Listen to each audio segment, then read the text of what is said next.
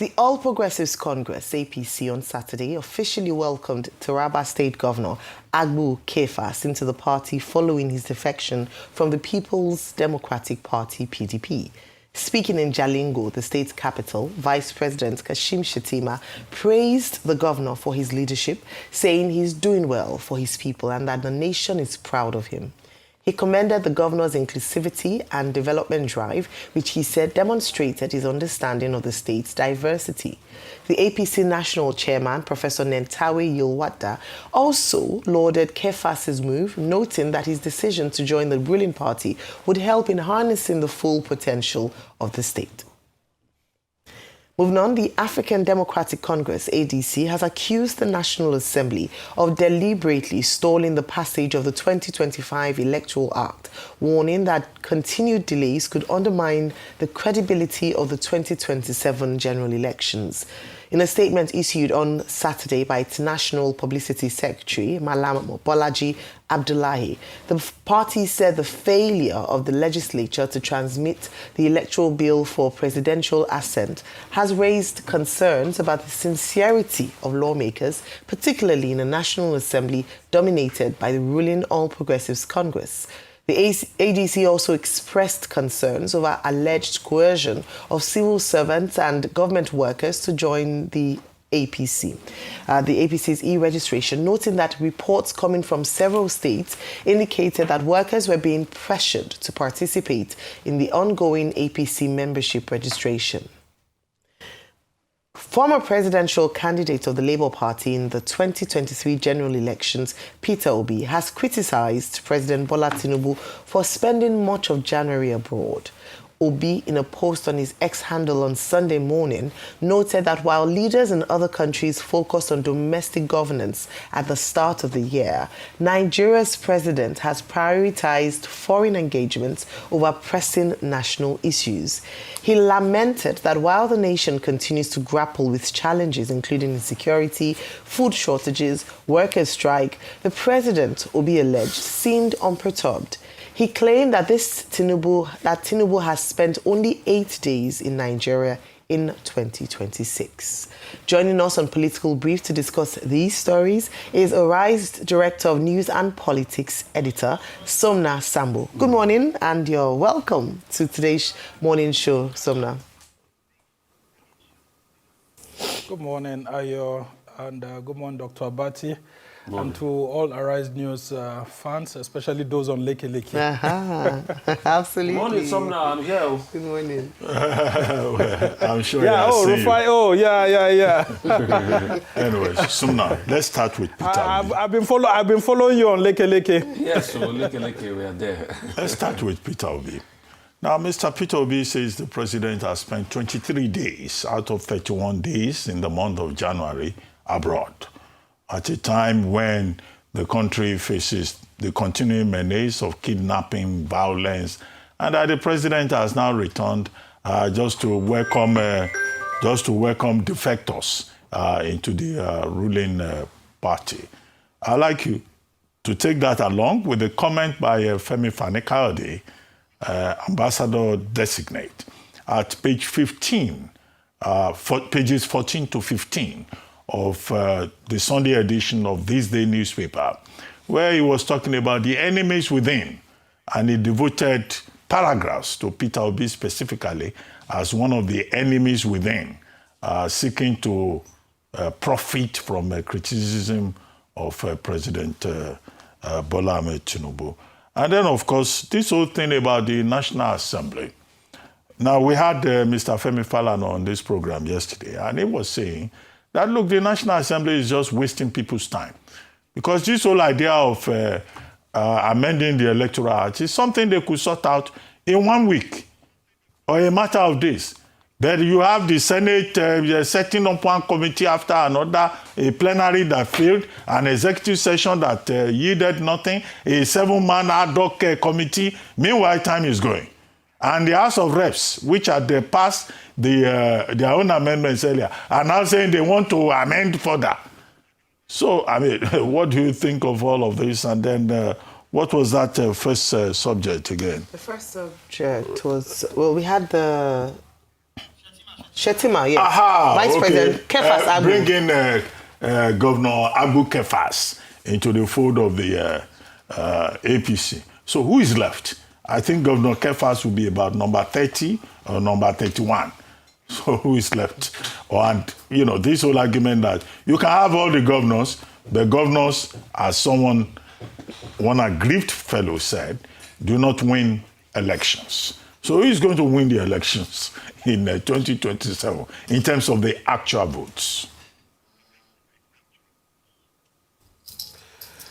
All right. I mean, I would want to start with the comment by Peter Obi, and I want the federal government, Mr. President, the presidency, to, you know, take a careful look at this criticism.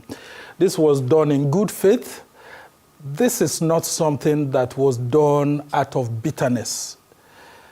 Mr. President has actually spent more time out of the country this year. I mean, like he said, Peter Obi said, every president's priority in the early part of the year will be to attend to domestic issues. So why is our own president attending to issues abroad more than at home? And then he goes and then he disappears for some days. Nigerians are actually not told where he is, and suddenly he just comes back to the country. This is a time for reflection. The presidency should actually take this criticism in good faith. Because I know that when President Tinubu, then as an opposition leader, was hitting the PDP and all of that, he was merciless. And his accomplices like Alhaji Lai Mohammed would have actually grounded this government by now if they were in the opposition. During that time, Nigerians actually listened to them. And because of that, Nigeria handed the country to them in 2015. And so if this criticism is coming from Peter Obi, he should take a listen and then see how they can adjust. Yeah, anyone can fall ill, can have challenges. And then you will see that once the president goes, they actually curate it in such a way that before the 20th or 21st day, he's already back. And why hasn't the president transmitted power officially to Vice President Kashim Shettima like, then President Buhari did to Vice President Oshibanjo? Yeah, he could actually do that and then go ahead to do other things. But I think the presidency has also replied, Peter Obi subtly. And what they are saying is that, the president's trips has brought a whole lot of investment, pointing to the $20 billion investment by Shell into Nigeria's deep offshore, investments that are coming in. And then there's another $1.5 billion by ExxonMobil. And I would have seen that The Economist was writing some things about the government, saying that the government has helped to reduce inflation from about 34% to about 15%. So at the economic front, it looks good. But take a look at some of the, agreements that were signed in Turkey, Ankara. There's no difference between that one and what Buhari has signed when, Erdogan actually visited Abuja during the second term of President Buhari. So what happened to the past agreements and why did we need to sign fresh ones? These are the questions that anyone would answer. And I think Peter Obi is playing his role as an opposition leader here. So let the presidency take that into cognizance in good faith. And then let's talk about Vice President Kashim Shettima. He will be the happiest person at the moment right now because the president and his handlers seem to be giving signals that, look, they may want to pull him off that seat, but then his region is actually delivering. So out of 6 states in the Northeast, 4 of the states are in APC now. And so I understand the call by Kashim Shettima on the governors of Bauchi and, of course, the governor of Adamawa to join the APC. But isn't the APC chewing more than it can bite? Like I keep saying, go back to what happened to MPN in the Second Republic. MPN, there's someone called Jeshurun in the Bible. For those of us who have the Christian faith, it says, Jeshurun grew fat and kicked. That is exactly what the APC is doing, if it's not careful. Take a look at what happened to MPN. MPN had almost all the parties coaxing everybody to get into it. And MPN became too big, thinking that it can never fail. And then that's how that republic collapsed, because of his huge appetite to want to have every segment of the country in the political party. If that happens, then we are not running a multi-party democracy. It is not good for the APC to have all the state governors in the party. So while it works, and I think for the Northeast region, this is an opportunity for them to rally around their own vice president, the person who has been given to Tinubu, so that Tinubu will be comfortable not to change him. But nonetheless, it's risky for all the state governors to be in APC. And all these ones that they keep saying that they are going to the center to receive more support from the federal government. That's an indictment of the APC-led federal government. Because it means that unless you are in the governing party, you cannot enjoy the constitutional dividends are given to you. More. You can't get more projects and all of that. And I think that's not the spirit and the intent and the letters of the Constitution and the thinking of our founding fathers.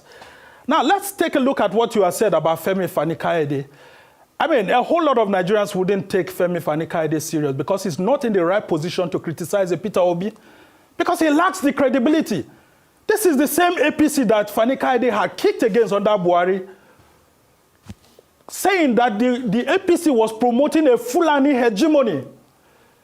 And with several people also calling APC a party of Janjaweed. Don't forget Olisa Metu of then PDP called the APC a party of Janjaweed militias, just like it was that, referring to that, militia group in Sudan. But where's Olisa Metu today? He's in the same APC. Where is Femi Fani-Kayode today? He's in the same APC. What does that tell you about Nigerian elites? That their criticism should not be taken seriously at times by Nigerian citizens. Now, if he wasn't given a position and he had not been coddled by the Tinubu presidency, would he have been saying this? Because I'm very sure pretty soon he would have been saying that the Fulani people, in quote, have hijacked the Tinubu government and all of that. So I would ask Nigerians to take Femi Fani-Kayode's criticism with a pinch of salt. And then going to the other issues that we have across the country. As journalists, it is our duty to call out any arm of government that doesn't serve the interests of the Nigerian people. And the Senate of the Federal Republic of Nigeria right now is not serving the interests of the people.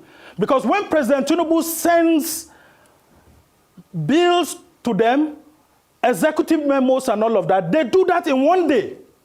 How come the Electoral Act that we have guarantee a free, fair, and credible election is not being given much attention to? So apart from the ADC saying this, we as journalists, we need to call the APC to order. Because we know that when this party was in opposition, they kicked against everything. They abused everyone. They ensured that the institutions of state were put under pressure to be able to deliver the sort of elections that eventually brought it to power. So why is the APC not taking the issues of for example, the electronic transmission of election results seriously? Because that's what Nigerians are asking for. And in conclusion, the APC, through the National Assembly, both the Senate and the House of Reps should know that the legitimacy they derive is from the Nigerian people. And once they lose that legitimacy, there's no how they will walk freely on the streets of Nigeria. So if Nigerians are yearning for free, fair, and credible election, this is where it starts from. Because INEC cannot roll out the election timetable now because they are waiting for the National Assembly.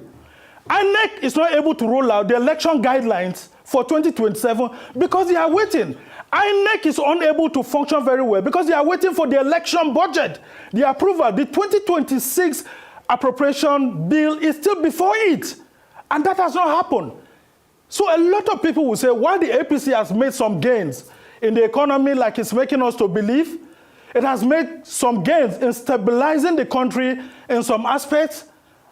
But nonetheless, the APC should be very careful so that it doesn't behave like Jeshurun, which I had made reference to, grow fat and then kick. Because if that happens, it will also be kicked by the Nigerian people. All right. Thank you so much, Somna. I don't know if I can't call you pastor because we already have a resident pastor on the morning show, Pastor Dr. Ruben Abati. But maybe with your reference to the gesture, and maybe I'll call you apostle. Apostle in the marketplace. Apostle Somna Sambo, thank you very much for your sermon this morning. We're very well received, and thanks for breaking down the issues and analyzing, dissecting the stories. We look forward to more next week, Monday, when we have another edition of Political Brief.